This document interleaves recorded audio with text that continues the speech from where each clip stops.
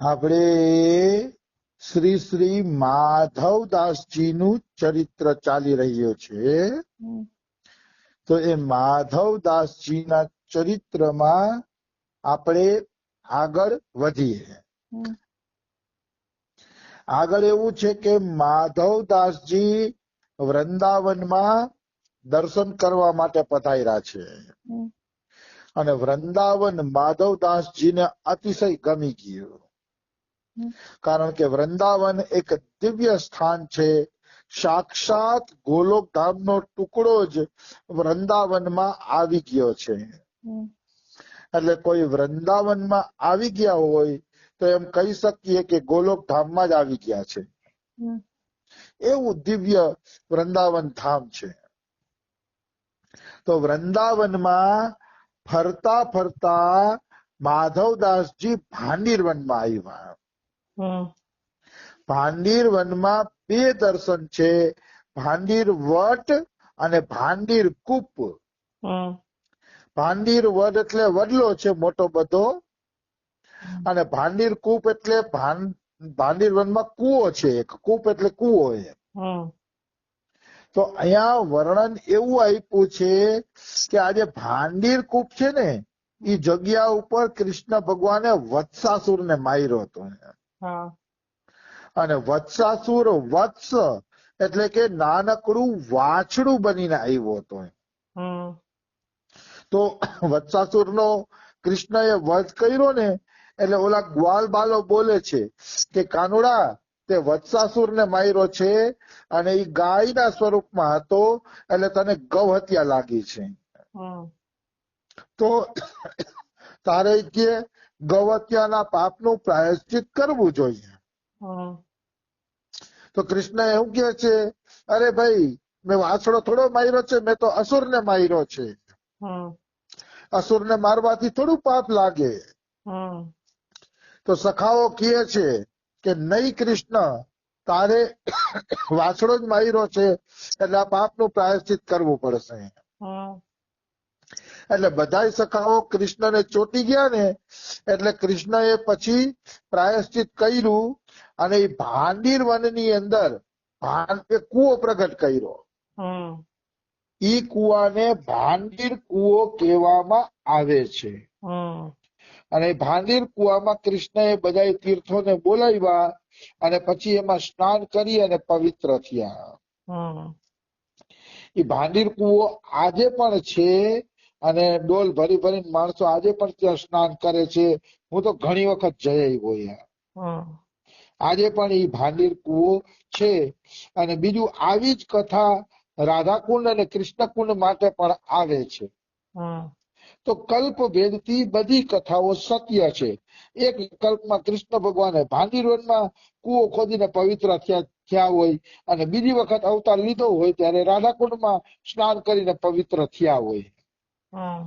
કારણ કે આપણી પૃથ્વી ઉપર તો કૃષ્ણ અવતાર થતા જ હોય છે. એમ દર પૃથ્વી વખતે કૃષ્ણ અવતાર થતા હોય એટલે એમ માની લેવાનું કે ક્યારેક આ રીતે કઈ રીતે લીલા, ક્યારેક આ રીતે છે. બધી કથાઓ સત્ય, એકેય કથા ખોટી નથી.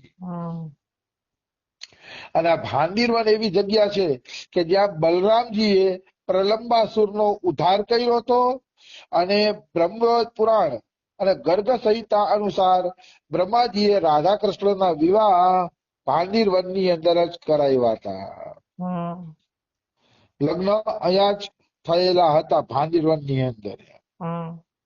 અહીંયા દાઉદજીએ પ્રલંબાસુરનો ઉદ્ધાર કર્યો તો એ પ્રલંબાસુરની કથા શું છે?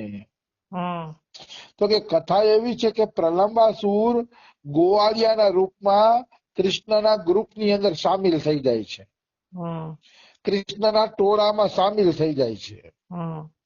પછી પ્રલંબાસુર વિચારે છે કે જો કૃષ્ણ ભગવાન મારા ખંભા ઉપર બેહે, હું હારી જાઉં અને કૃષ્ણ ભગવાન ખંભા ઉપર બેહે તો કૃષ્ણ ભગવાનને આકાશમાં ઉડાડીને લઈ જાઉં અને દૂર લઈ જઈ અને પછી પટકીને એને મારી નાખું. આવો વિચાર પ્રલંબાસુરનો હતો. પણ બન્યું એવું કે પ્રલંબાસુર હારી ગયો અને બલરામજી જીતી ગયા. એટલે પ્રલંબાસુરે શું નક્કી કર્યું કે પેલા તો બલરામજીની જ વારી લઈ લઉં. બલરામજીને દૂર લઈ જાઉં અને પછી મારી નાખું બલરામજીને. પેલા મોટા ભાઈને મારી નાખું, પછી હું કૃષ્ણને મારી નાખીશ, એવું એ નક્કી કરે છે. તો એવું નક્કી કરીએ ને બલરામજીને આકાશમાં ઉડાડીને લઈ જાય છે. તો પેલા તો બલરામજી ડરી ગયા, આકાશમાં ઉડ્યા ને તો ડરી ગયા બલરામજી કે અરે આ તો મને આકાશમાં લઈ જાય છે, હવે મારું શું થશે. અને એ ડર્યા પછી 1-2 મિનિટ પછી બલરામજીને હોશ આવી ગયો કે હું તો શેષનાગનો અવતાર છું, મારે ડરવાની શું જરૂર છે. તો અહીંયા રસિકો પ્રશ્ન કરે છે કે બલરામજી ઉડી ગયા અને ડરી ગયા ત્યારે એને ભૂલાઈ ગયું તો હું શેષનાગનો અવતાર છું એ. તો કે હા, ભગવાન કૃષ્ણએ થોડીક વાર માટે એને ભૂલાવામાં નાખી દીધા હતા. એ ભૂલાવામાં ભગવાને એટલે નાખી દીધા હતા કારણ કે ભગવાન બલરામજીનો ગગન વિહાર જોવા માંગતા હતા. ભગવાન ઈચ્છતા હતા કે મારો ભાઈ બલરામ ગગન વિહાર કરે, આકાશમાં જઈને વિહાર કરે તો કેવો લાગે, મારે જોવું છે. એટલે બલરામજીને થોડુંક ભૂલાવી દીધું. પછી બરોબર પ્રલંબાસુર આકાશમાં ઊંચે લઈ ગયો પ્રલંબાસુર. પછી ભગવાને જોઈ લીધું કે હા મારો ભાઈ હવે બહુ આવી રીતે હારો લાગે છે. પછી જોવાઈ ગયું, પછી યાદ દેવડાવી દીધું કે તમે તો શેષનાગનો અવતાર છો. અને જેવું બલરામજીને યાદ દેવડાવી દીધું એવા પટ કરતા બલરામજીએ પ્રલંબાસુરના માથામાં ઘૂસતો માર્યો અને પ્રલંબાસુરના માથાને તરબૂચની જેમ ફાડી નાખ્યું અને પ્રલંબાસુર મરી ગયો. તો આ પ્રલંબાસુર ઉદ્ધારનું મંદિર પણ ત્યાં ભાંડીરવનમાં આવેલું છે. આવી વસ્તુ છે. તો આપણા માધવદાસજી બધી જગ્યાએ વ્રજમાં દર્શન કરતા કરતા ભાંડીરવનમાં પહોંચ્યા. તો ભાંડીરવનમાં સાંજ પડી ગઈ ને એટલે સરસ મજાનું વડલાનું ઝાડવું હતું. એ વડલાના ઝાડવાની નીચે એમને મુકામ કર્યો. એ વડલાના ઝાડવાની સામે ખેમદાસ નામના સાધુની એક કુટિયા હતી. એટલે આ માધવદાસ ને કઈ મતલબ નહોતો, એ તો ઝાડવા નીચે હુઈ જતા, વ્રજમાંથી મધુકરી માગી લેતા અને ઈ રીતે વ્રજની લીલાસ્થલી જોતા જોતા હાઈલા જતા. ઈ રીતે હાઈલા જાય પોતે. તો ઈ પોતે અહીંયા સુતા હતા ને ઝાડવા નીચે, તો ખેમદાસ આવ્યો. અને ખેમદાસમાં એક અવગુણ હતો, એ ચોરી ચોરી ચૂપકે ચૂપકે રોજે રોજ ખીર ખાતો છે. એટલે માધવદાસ ને જોયા ને તો એને એમ થઈ ગયું કે આ સાધુ ને અહીંથી ભગાડી દઉં, નકર હું ખીર ખાઈશ ને એમાં ભાગો પડાવશે. એટલે એને માધવદાસ ને કીધું, એટલે એ અહીંયા કેમ બેઠો છો? ઈ કે આ મારું ઝાડવું છે કે ભાગે છે કે અહીંયા કઈ સાધુ સેવા નથી થતી, કયા કઈ સદાવ્રત નથી હાલતું કે તને અનાજ મળી જશે કે ચાન ન પહચાન તું મેરા મહેમાન, बिना पूछे जाते आकर डट गए કે પૂછ્યા ગાયસા વગર તમે અહીંયા આવી કે ભાગો અહીંથી. તો માધવદાસ કે બાબા કે ભલા માણસ, મારે તો કેવલ એક રાત તારા અહીંયા વડલા નીચે રોકાવું છે, કાલ સવારે તો હું વયો જાય શીખી. તો ખેમદાસ કે છે જાણું છું તમારા જેવા સાધકના સાધુઓના લટકા ચટકા નહીં કે પેલા તો ભીગી બિલ્લીની જેમ, ભીગી મીંદડીની જેમ એમ કે તમારે કાંઈ જોતું નથી, અને પછી આટા લાવો ને ઘી લાવો ને શક્કર લાવો ને પછી તમારી માગણીઓ ચાલુ થઈ જાય છે. તમે વસ્તુઓ માગે રાખો છો અમારી પાસેથી કે હું સમજુ છું તમને બધાય નહીં કે અહીંયા ચાલો ભાગો અહીંયાથી કે.